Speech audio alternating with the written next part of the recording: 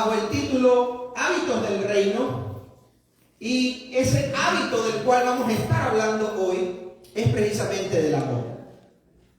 Y quiero que entendamos que cuando hablamos de hábitos del reino, son hábitos en nuestro carácter, en nuestra conducta, en nuestro comportamiento, que fueron practicados por Jesús, enseñados por Jesús, y algunos de ellos, como el que vamos a estudiar hoy, fueron mandados por Jesús. Es decir, que no son opcionales.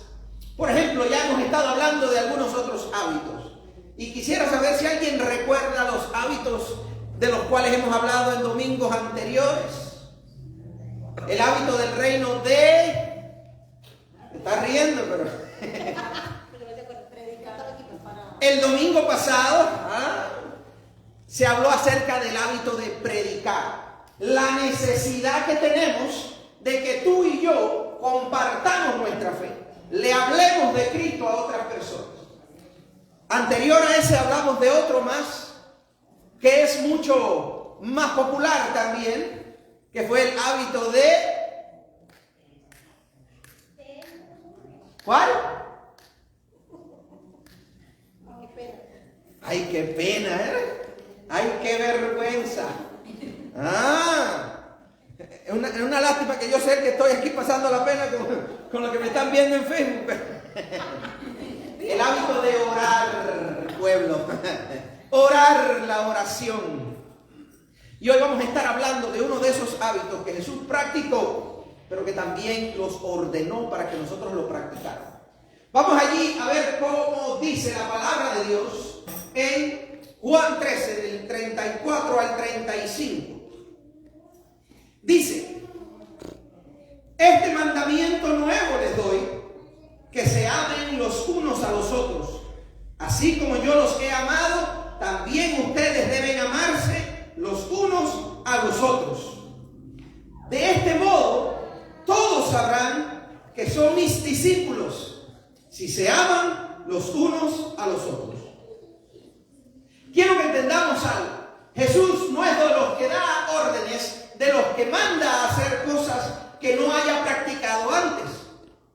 Así que cuando Jesús nos dice que este mandamiento yo les doy, de que se amen como yo los he amado, que ni siquiera nos pase por la mente que es un mandamiento, que es una orden de Jesús que Él no practicó. No. De hecho, en el contexto de esta misma palabra, nos vamos a encontrar algo muy interesante. Aquellos de ustedes que ya la tengan la Biblia abierta, se van a dar cuenta que al principio del capítulo 13 habla de Jesús que está junto con sus discípulos preparándose para la última cena, donde Él estableció lo que nosotros practicamos cada primer domingo del mes, que es la Santa Cena. Bueno, la última cena de Jesús con sus discípulos antes de ser crucificado fue el día en el que Jesús invitó a todos sus discípulos a un sitio a comer. Le llamaban el aposento alto. Y allí lo primero que nos dice este capítulo que Jesús hizo, aquellos que ya lo tengan, ¿qué fue lo que hizo Jesús? Vamos, busque su Biblia. Juan capítulo 13. Tiene que ser más rápido. ¿Qué le está haciendo Jesús a sus discípulos ahí? Le está lavando los pies. Y quiero que entendamos algo. Cuando hablamos del lavamiento de los pies, estamos hablando de algo que no hacían ni los dueños de la casa, ni los que invitaban a la cena, ni tampoco los maestros, sino los esclavos, los siervos, los que menos estatus social tenían en aquella época y vivían o estaban en la casa, eran los encargados de lavarle los pies a sus discípulos. Muchas veces yo, por cuestión de broma, a veces en casa, el solo hecho de mencionar los pies, ya los niños de especialmente Isabelita, a ella no le gusta ni siquiera imaginarse los pies, porque como que le da una cosa así rara. Y imagínense ustedes en aquel tiempo, porque si ahora nosotros traemos zapatos cerrados muchas veces, calles pavimentadas. Imagínense ustedes, en aquellos tiempos, cuando no había pavimento, así que el polvo abundaba. Cuando además, en muchas ocasiones, como en esta, también era una temporada de calor. Así que imagínense que todo el sudor de los pies se mezclaba con el polvo y lo que había allí no era fácil, ¿verdad? Sin embargo, Jesús, siendo el Maestro, siendo el Señor, siendo el guía de todos aquellos, se quitó su chaqueta, se puso de rodillas y pudo lavar los pies de todos sus discípulos. Así que cuando Jesús manda a que nos amemos unos a otros, Él ya había dado ejemplo de cómo se demostraba el amor.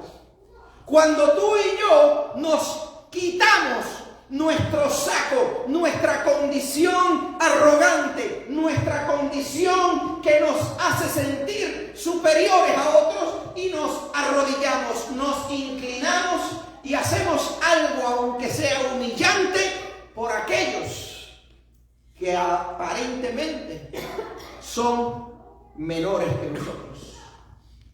Eso es bien interesante, porque esto es lo que hace Jesús. Y si dijéramos eso es todo lo que hizo Jesús antes de dar esta orden, pudiéramos pensar, bueno, es algo bueno, pero lo que está pidiendo es cosa seria también. Jesús demostró el amor desde el mismo momento en que pensó en venir a esta tierra. Jesús es Dios, y como Dios, pues Él vino a esta tierra de manera voluntaria, porque no tenía que hacerlo y decidió hacerlo por ti y por mí. La forma en que nació nos demuestra su amor. En vez de nacer en un palacio, nació donde hubiéramos nacido cualquiera de nosotros, o donde quizás han nacido muchas personas, en un establo, en un lugar humilde, en una casa humilde. Siendo Dios, se humilló a sus padres y a su familia. Siendo Dios, habitó en esta tierra y sufrió las mismas tentaciones, los mismos problemas que tú y que yo, aunque en ningún momento cayó ante las tentaciones y pecó. Qué bendición saber que el Señor, que nos está dando la orden de amar, ya nos había demostrado más que suficiente lo que significaba amar. Así que tiene toda la autoridad, todo el crédito para darnos esa orden. Pero eso no fue todo. Aquella noche antes de la cena estaban también conversando. ¿Y sabe qué? Allí, si usted sigue la historia del capítulo 13, antes de llegar a este versículo 34, usted se va a dar cuenta de que ya Jesús sabía que entre sus amigos había un traidor. Y estamos hablando de Judas Iscariote. Imagínense usted que usted tenga que demostrarle su amor, tenga que ser activamente amable, amoroso, cariñoso con las personas que usted sabe que son traidores, que le van a poner un puñal en la espalda, que como en el caso de Judas, vendió a Jesús por el valor de un esclavo. Ustedes van entendiendo, ¿verdad? Jesús primero le lava los pies siendo el maestro a todos sus discípulos. Luego demuestra su amor y su cuidado por todos ellos, aún sabiendo que entre ellos había un traidor. Luego, cuando está hablando Jesús sobre su muerte, sobre su sacrificio y que pronto iba a ser encarcelado, ejecutado, maltratado y asesinado, pues allí salió Pedro. Pedro con su carácter que muchas veces era arrogante, pero Pedro que tenía una inclinación a ser impulsivo, le dijo: no, Señor, aunque todos te traicionen, yo no te voy a traicionar, que no te ocurra tal cosa. No.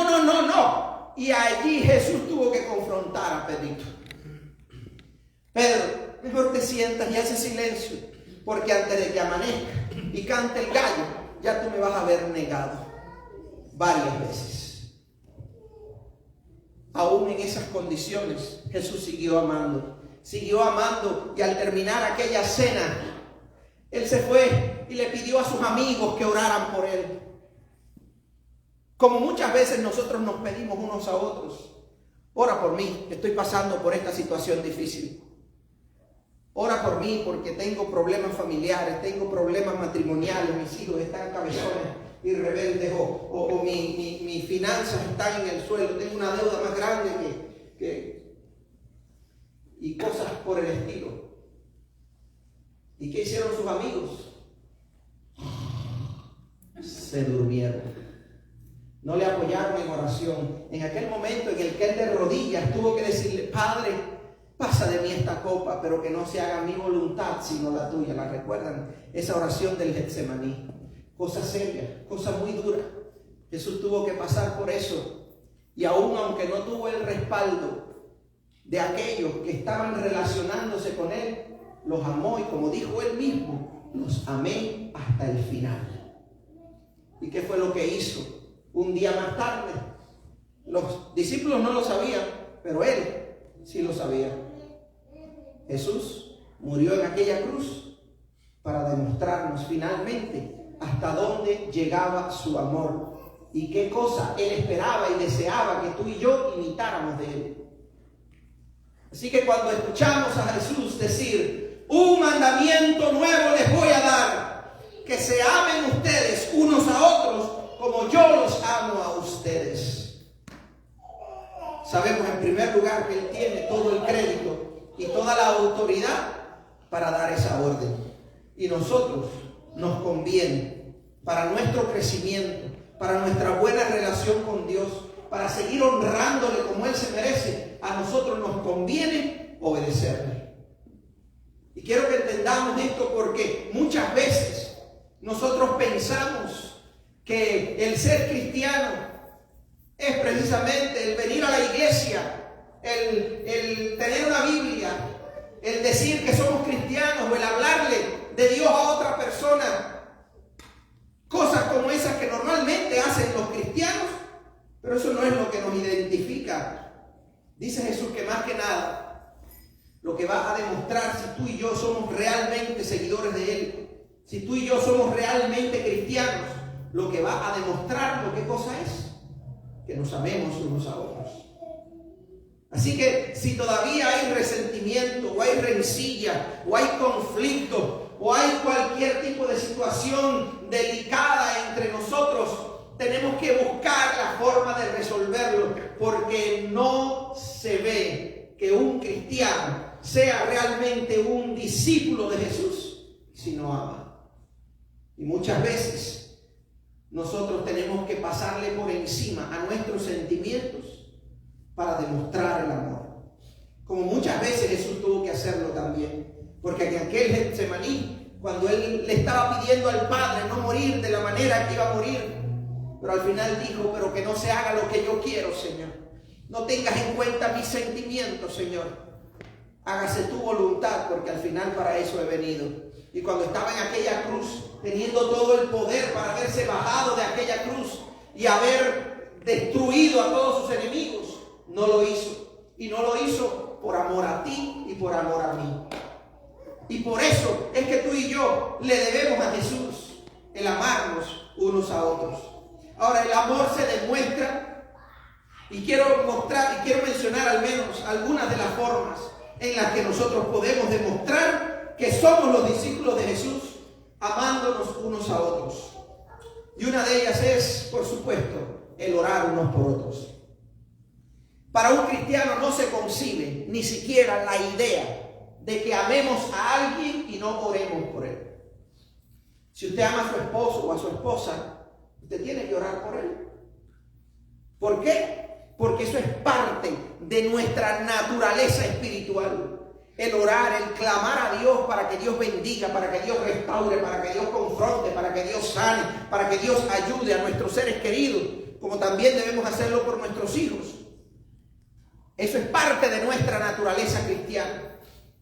Pero muchas veces la oración no ha sido afirmada como un hábito en nuestras vidas. Pero el Señor nos está recordando nuevamente lo importante que es. Tenemos que aprender a orar unos por otros. Y cuando oremos unos por otros, tenemos que recordar el dolor, la situación o incluso la alegría que otras personas estén pasando. Tenemos que saber por qué vamos a orar. Y por eso para eso es necesario que tú y yo pasemos tiempo juntos. No es posible que tú y yo sepamos con certeza por qué motivos vamos a estar orando unos por otros si no pasamos tiempo juntos. Si tú y yo no dedicamos un rato a que conversemos, no es posible que sepamos por qué vamos a orar más adelante. ¿Por qué voy a orar yo por Oscar si no sé qué es lo que está pasando en su vida? Si yo no sé dónde trabaja, si yo no sé sus circunstancias, si yo no sé nada sobre él, pues no voy a orar por él. Sin embargo, cuando conversamos, cuando pasamos tiempo juntos, inevitablemente nos vamos a enterar de aquellas cosas que están pasando en su vida. Entonces puedo orar para que Dios mantenga su trabajo, para que le den un aumento, para que le sane el brazo, para que pueda Dios abrir nuevas puertas, para que se glorifique en cada una de las peticiones de su corazón. Pero tú y yo tenemos que aprender a pasar tiempo juntos. Hay una regla 5-10 se llama, y es la regla de Jim Osier. Y se llama 5-10 porque es como una forma de decirnos cómo podemos comenzar a romper el hielo y pasar tiempo juntos. La regla de Jim Osier nos dice que 5 minutos antes y 5 minutos después, por lo menos, usted planifique para hablar con las personas de la iglesia, con las personas del cuerpo de Cristo. No planifique llegar a tiempo. Planifique llegar más bien en tiempo, con tiempo de anticipación. ¿Por qué? Porque si usted llega por lo menos 5 minutos antes, le da tiempo de saludar a 2 o 3 personas. Si usted dispone de su tiempo y dice, no me voy a apurar para irme, sino más bien me voy a tomar unos al menos 5 minuticos para asegurarme que voy a saludar a una persona nueva, para asegurarme que le voy a preguntar a fulano por su situación, cómo va su asunto de enfermedad, o su diagnóstico médico, o su situación económica que me contó el domingo anterior y estuve orando por él.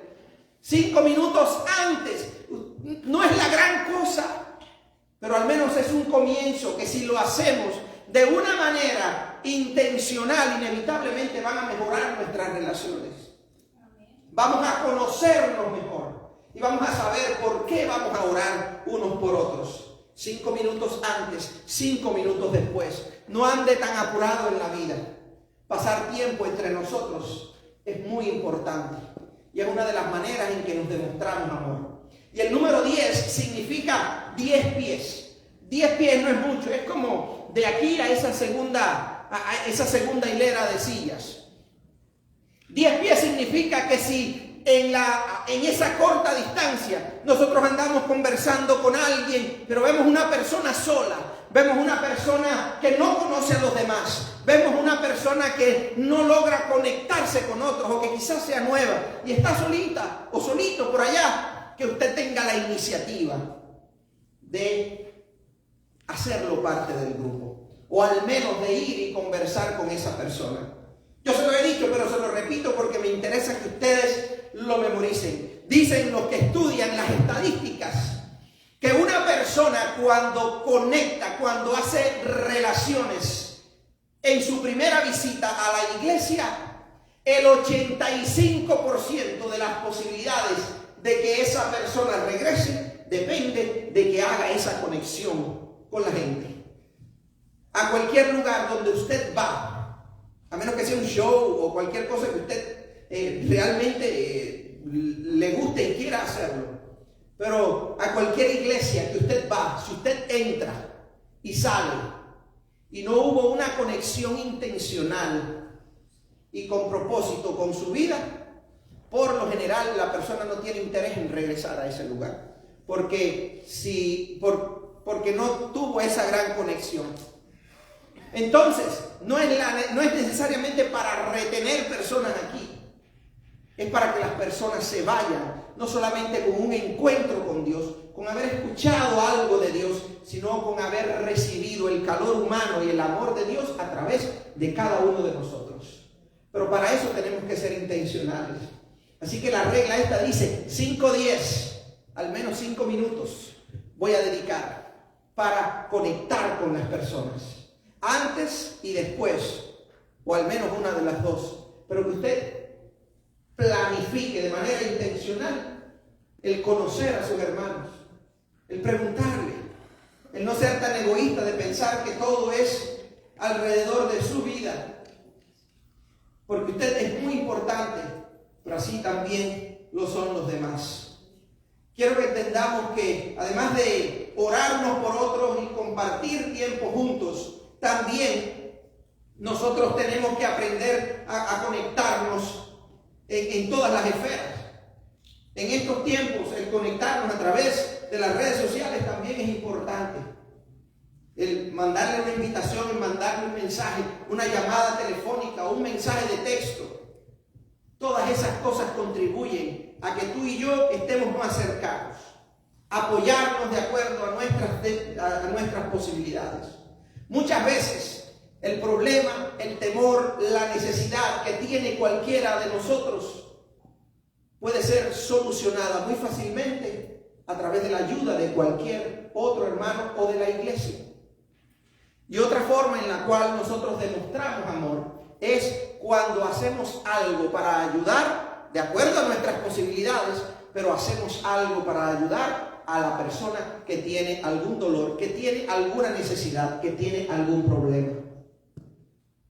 Y nosotros tenemos que ver cómo yo puedo contribuir a la vida de esta persona, a enriquecer a esta persona, a bendecir a esta persona, cómo yo puedo contribuir para que la vida de esta persona sea tocada por el amor de Dios a través de mí. Jesús dice, ámense los unos a los otros como yo los he amado. ¿Y qué dijo Jesús allí en Mateo capítulo 25? Cuando hablaba acerca de ese juicio final en que dice que Jesús le dijo a los benditos de su Padre, a aquellos que creyeron y le siguieron y le obedecieron, ¿qué le dijo Jesús? Porque tuve hambre y me diste de comer, porque tuve sed y me diste de beber, porque fui forastero y tú me recibiste, porque estuve en la cárcel o en el hospital y me visitaste, porque tú hiciste un esfuerzo extra para bendecir mi vida. ¿Y qué dijeron aquellas personas? ¿Pero cuándo fue que hicimos tal cosa, Señor?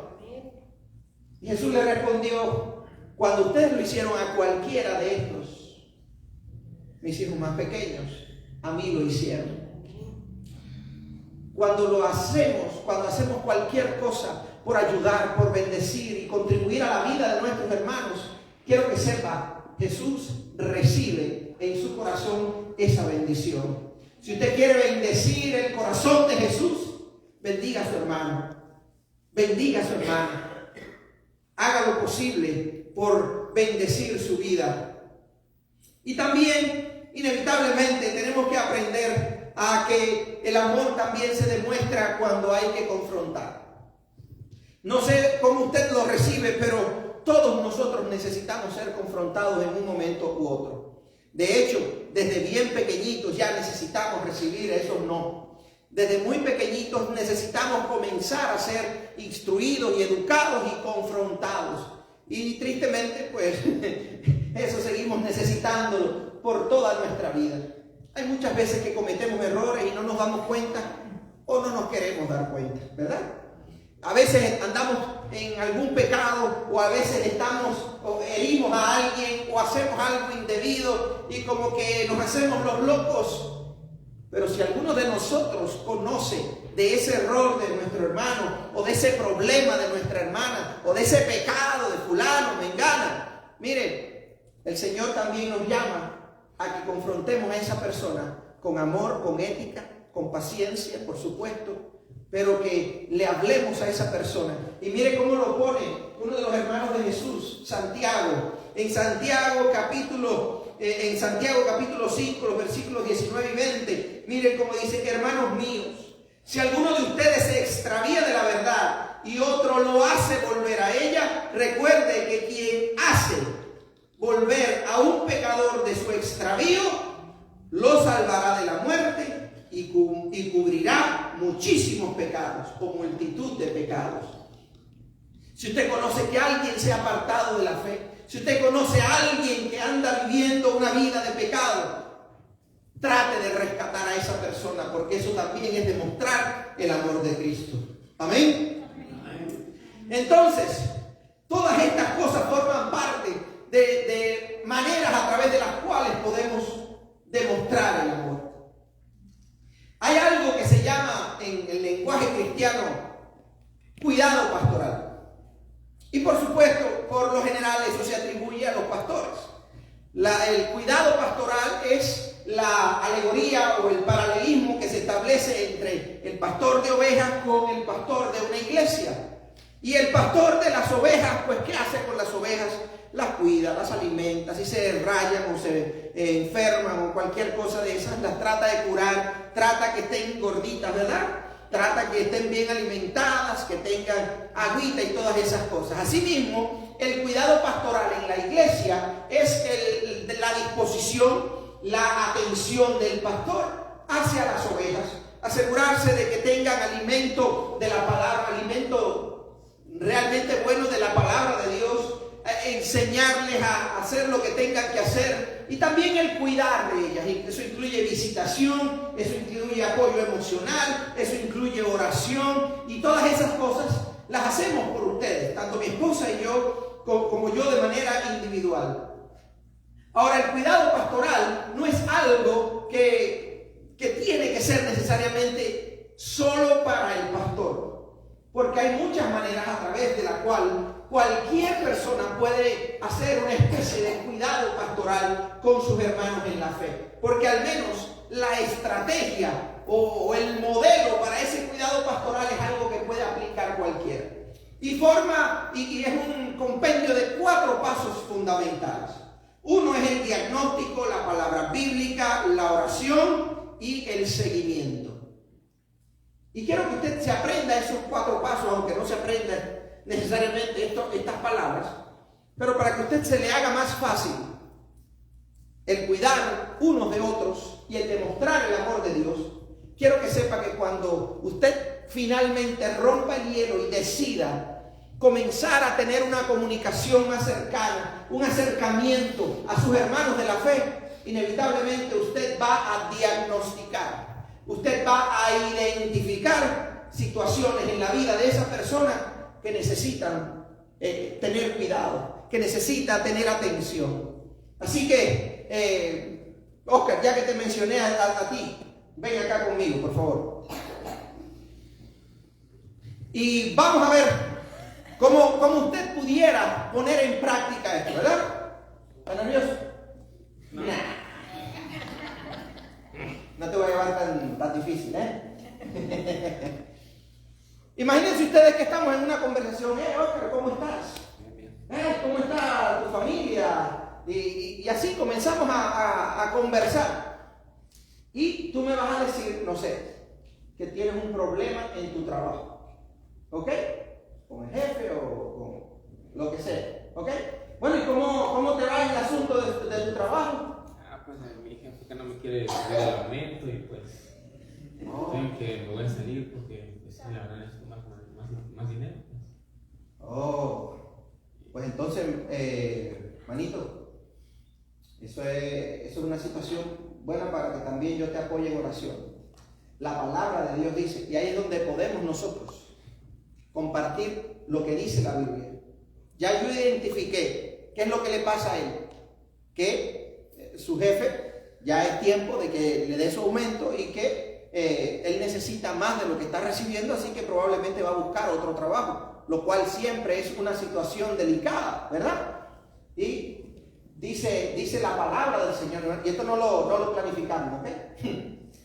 Dice la palabra de Dios, mi hermano, que el Señor está con nosotros todos los días hasta el fin del mundo.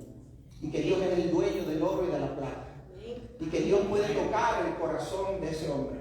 Así que me gustaría estar orando por ti. Y yo voy a estar orando por eso. Pero ¿me permites orar contigo un momentito? Padre, en el nombre de Jesús. Y ahí viene la parte de la oración.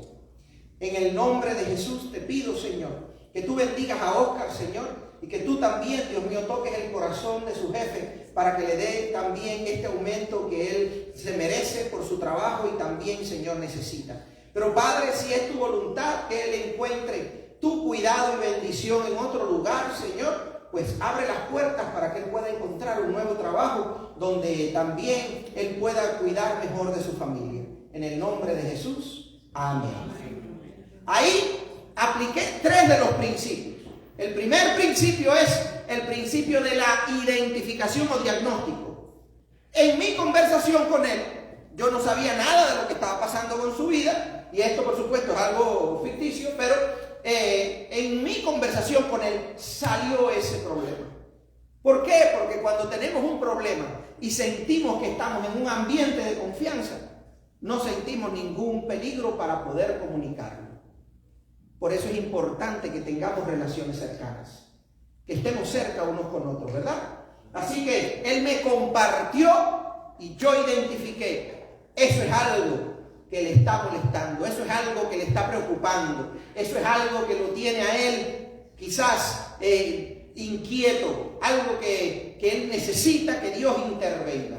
Así que, ¿qué es lo que hice?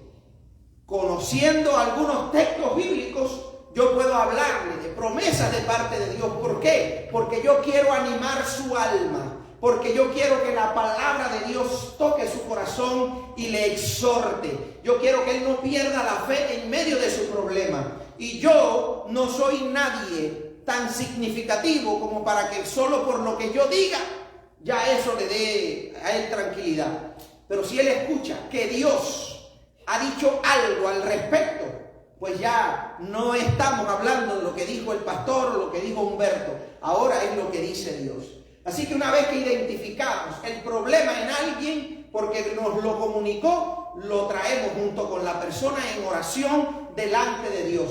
Involucramos a aquel para quien nada es imposible. Amén. Amén. Y oramos, porque esa es la mejor manera a través de la cual tú y yo podemos saber no solo que Dios escuchó, porque Dios conoce aún lo que hay en el corazón, sino Él también sabe que ya yo me uní a su dolor y me uní también a su necesidad. Por lo tanto, le voy a estar apoyando en oración. Ahí están los 3 pasos, pero queda un cuarto paso que es también muy importante, y es el paso del seguimiento, o el follow-up en inglés. Y el seguimiento significa que después de esa conversación, Oscar se fue para su casa, yo me fui para la mía, y al día siguiente o a la semana siguiente nos volvemos a ver, o al día siguiente lo llamé por teléfono o le mandé un mensaje de texto. Oscar, sigo orando por ti. ¿Cómo está la situación en tu trabajo? ¿Cómo está la situación con tu jefe? Y entonces Oscar me puede actualizar. O mira, se resolvió el problema, me dieron el aumento. ¿Y qué podemos hacer? Celebrar juntos y darle gracias a Dios. O me puede decir, no, el hombre no ha dicho nada, pero ya yo comencé y apliqué a determinado trabajo. Entonces ya yo comienzo a orar también por esa otra situación, por esa nueva aplicación, por ese otro trabajo. Estos 4 elementos son muy fáciles de recordar. El primero, ¿cuál es? Sí, el acercamiento para conversar, y en la conversación sale el problema y yo identifico el problema. El segundo, ¿qué dice Dios al respecto, verdad? Para eso hay que uno tener conocimiento bíblico, y para conocer la Biblia hay que participar en los estudios bíblicos los martes, ¿verdad? Hay que venir a la iglesia, hay que escuchar predicación, hay que estudiar la palabra de Dios, ¿verdad? Entonces, después que uno identifica el problema en una persona, uno también va a la palabra de Dios para usar textos bíblicos que le den ánimo, promesas del Padre que pueda bendecir su vida. Después, oramos por esa situación, nos vamos, pero después le doy seguimiento. Y esas 4 cosas le van a permitir a usted hacer un cuidado pastoral o un cuidado intencional de sus hermanos y de sus hermanas. ¿Amén? Vamos a dar un aplauso a Oscar. Buen actor. Buen actor. Miren, Juan, el escritor del Evangelio de Juan, aprendió la lección, aprendió esa clase. Y nos encontramos allí en Juan, Primera de Juan, una de las primeras cartas que Juan le mandó a la iglesia. Primera de Juan, capítulo 4, los versículos 7 y 8 dice: queridos hermanos, amémonos unos a otros, porque el amor viene de Dios, y todo aquel que ama es nacido de Dios y lo conoce. El que no ama no conoce a Dios. ¿Por qué? Porque Dios es amor. Entonces, si usted dice conocer a Dios, inevitablemente va a obedecer este mandato de Jesús, de que nos amemos unos a otros. El cómo nos amamos, si usted ya se le olvidó, vea el video en YouTube o vea el video nuevamente en Facebook. Pero vamos a ponernos en pie y pedirle al Señor que no seamos de aquellos que ignoran el dolor o el sufrimiento o la necesidad de nuestros hermanos, sino que seamos de los que de manera intencional buscan bendecir su vida, buscan relacionarse unos con otros. Y yo les invito a que oren conmigo. Padre, en el nombre de Jesús, reconozco, Señor, que muchas veces no he sido fiel, que no he hecho tu voluntad, que no he amado, Señor, como tú amas. Reconozco que ni siquiera, Señor, me había interesado en amar de esta manera, Señor, a mis hermanos. Pero te doy gracias, Señor, porque tú, Dios mío, nos lo das como un mandato, y eso nos hace recordar, Señor, que para que el mundo conozca que somos tus discípulos, que realmente creemos en ti, tenemos que amarnos unos a otros. Por eso te pedimos, Señor, cambia nuestras vidas. Quita de nosotros todo obstáculo al amor. Quita de nosotros todo estorbo a que nos acerquemos más unos a otros. Perdónanos, Señor, y ayúdanos a crecer en unidad, a crecer, Señor, en hermandad, a que veamos, Señor, en esta persona a nuestro lado, no un desconocido, sino que veamos, Señor, a nuestro hermano, a nuestra hermana, aquel o aquella, Señor, por quien Jesús dio también su vida, y que le amemos, Señor, aunque sea difícil, que le amemos, Señor, aunque no sepamos cómo, pero que tú, con tu Espíritu Santo, nos vayas enseñando para que podamos, Señor, aprender y aprenderlo bien. Te pedimos, Señor, que si hay alguien en este lugar que necesita abrir su corazón y recibirte como Señor y Salvador, que tú le toques, que esa persona pueda en esta hora, Señor, decir: Señor, yo creo en ti y te pido, Dios mío, que tú transformes mi vida. Te pido, Señor, que tú me perdones mis pecados, que escribas mi nombre en el libro de la vida, que me des tu Espíritu Santo para que me transforme, para que me cambie y para que me haga una nueva criatura. Señor, en el nombre de Jesús, trae salvación a este lugar. Trae salvación, Señor, a la vida de cualquier persona, Señor, que en esta hora quiera reconciliarse contigo, que en esta hora quiera entregarte su corazón para que sea salvo, para que su vida, Señor, y su alma sean reconciliadas contigo. Bendice a tu pueblo, Señor, en el nombre de Jesús. Amén y amén. Dios es bueno, ¿verdad? Aleluya.